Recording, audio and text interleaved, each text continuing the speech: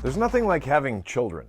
It opens the future to new possibilities and launches you into what was previously unknown. My name is Tom Miller. I pastor a church located in Superior, Wisconsin, known as Central Assembly. This is Fuel for the Fire, Volume 879, Beyond the Moment.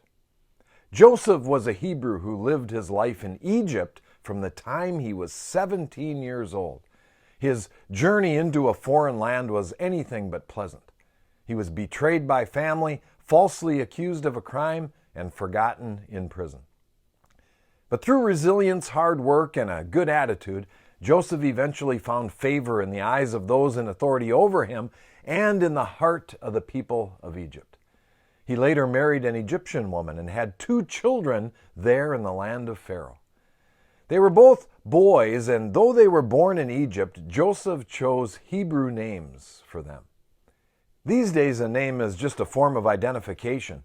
In our culture, they're often just popular or trendy.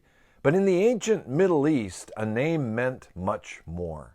Names could help carry you beyond the moment.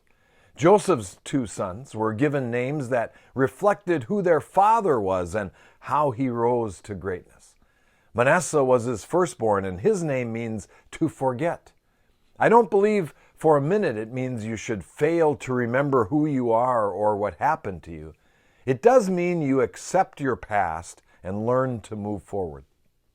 His second son was called Ephraim. Ephraim means fruitful in my land of affliction. When we choose to overcome our past and find our place in the midst of difficult circumstances, we discover we can make a difference. Joseph chose to deal with his life as it was rather than how he thought it should be.